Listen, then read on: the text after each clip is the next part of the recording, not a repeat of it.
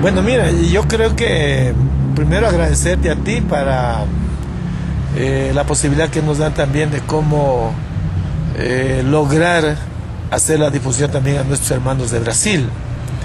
Lo otro es de que el movimiento indígena ecuatoriano encabezado por la CONAIE, estamos igual en la lucha permanente, es por todos los temas, ¿no es cierto?, que tenemos con relación a los recursos naturales y a los derechos, ¿no es cierto?, como individuos, pero también a nivel colectivo.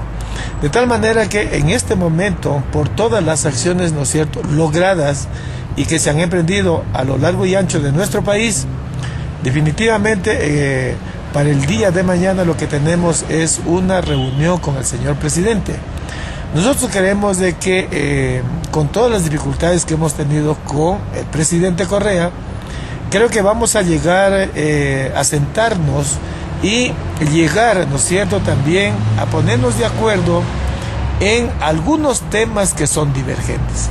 De tal manera que nosotros también apelamos a las autoridades nacionales para que sean sensibles de lo que nosotros estamos proponiendo, primero que son temas nacionales.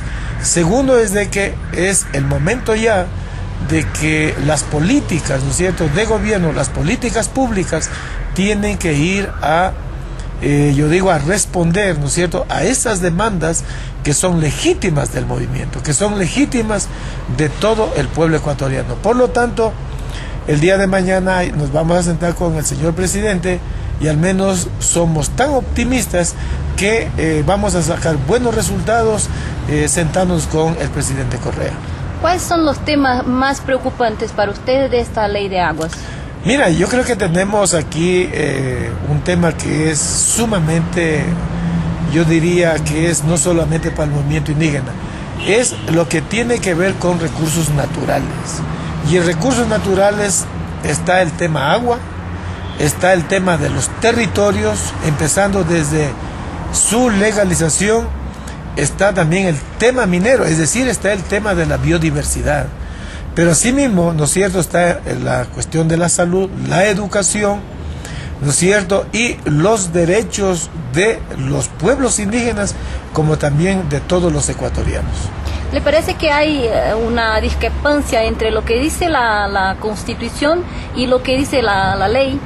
Miren, nosotros esto lo hemos hecho público. Por ejemplo, en la Constitución dice que la gestión del agua tiene que ser pública y comunitaria.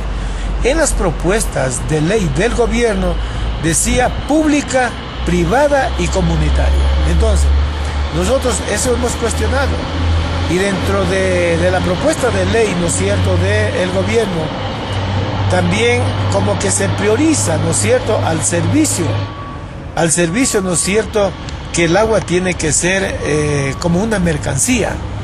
Eso nosotros hemos dicho que en la Constitución está como un derecho humano, que no puede ser, ¿no es cierto?, apropiada de ninguna persona y de ningún sector.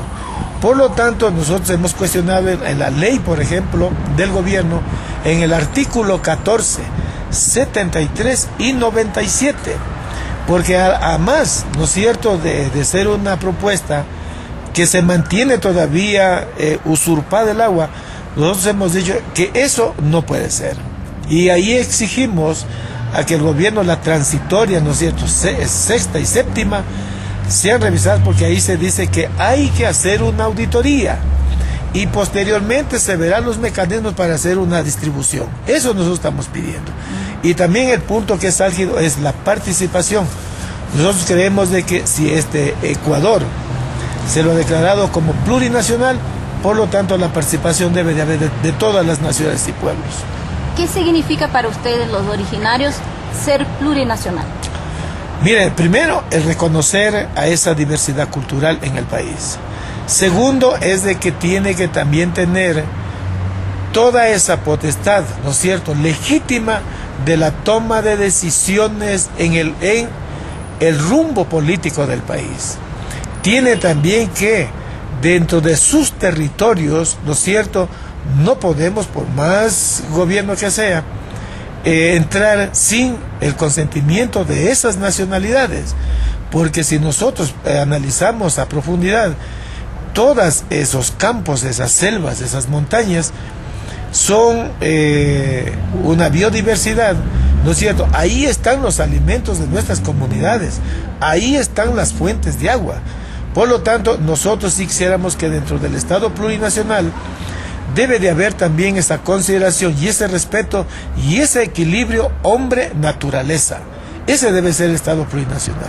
Pero entonces, yo creo que eso nosotros quisiéramos apelar, bueno, a nuestro gobierno y a todos quienes nos escuchan, de que hay que pelear todos los ecuatorianos y todos quienes coexistimos en este planeta por salvaguardar los recursos naturales donde quiera que nos encontremos, porque todos los desastres naturales que vienen se debe precisamente a un desequilibrio que hemos dado la humanidad, y en este momento la naturaleza nos está llamando a rendir cuentas y sobre todo nos está ya definitivamente, yo diría, cobrando, ¿no es cierto?, ese mal uso que hemos hecho. Me parece que hay una diferenciación entre la otra organización de los indígenas de acá, la FENOCIN, que tiene una postura, una concepción de política. ¿Cómo ustedes hablan de eso? Mire, yo creo que nosotros con las otras organizaciones fraternas y concretamente con la FENOCIN, no es que tenemos así problemas, yo diría, ideológicos. Yo creo que son más temas, ¿no es cierto?, de metodología.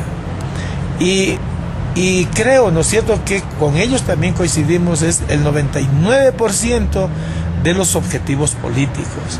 De tal manera que yo no diría que tenemos serias discrepancias o distanciamientos políticos ideológicos, al contrario, yo creo que son metodológicos. Y ahí decir, ahora sí es cierto de que están apoyándole al presidente Correa, pero yo les diría que el apoyo debe de ser también muy crítico, porque lo que nosotros le estamos apostando es a un cambio profundo, ¿no es cierto?, un cambio de estas estructuras que tenemos. Y si ahí estamos de acuerdo con los compañeros de estas organizaciones fraternas, bueno, apostémosle a eso. Apoyémosle también al presidente que ha dicho que va a endurecer, ¿no es cierto?, o va a radicalizar la revolución. Por supuesto, hagamos eso y no esperemos que aquí el presidente como individuo quiera hacer. Eso definitivamente tiene que ser, es del pueblo ecuatoriano, y a eso hay que apostarle todos los movimientos. ¿Qué le parece que pueden los pueblos originarios aportar desde su cultura para este cambio que empieza en Ecuador? Yo creo que aporta muchísimo, porque en este momento en el planeta todos los planteamientos que hemos hecho a nivel, ¿no es cierto?, de los movimientos indígenas del mundo es a ese nuevo modelo económico, a ese nuevo modelo económico equilibrado, ¿no es cierto?, entre la humanidad y la Pachamama, que es contrario a ese otro modelo, ¿no es cierto?, extractivista, que solamente le importa en este momento. El modelo económico nuestro estamos viendo que sea siquiera, no sé, 3, 4 generaciones más. Y si se quiere para, no sé, para cuántas más, pero ese es nuestra visión de modelo económico, que es contrario, ¿no es cierto?, a este otro modelo que nos llenan mucho a nuestra población de una revolución del siglo XXI, pero no se diferencia, ¿no es cierto?, con ese otro modelo que es neoliberal en cuanto a extraer los recursos naturales. Entonces, mire, yo creo que ahí está la diferencia que tenemos entre el modelo de los originarios como el modelo todavía económico, que piensan que hay que extraerle todo a la madre naturaleza y que para las otras generaciones. De tal manera que entonces ahí está la diferencia que tenemos.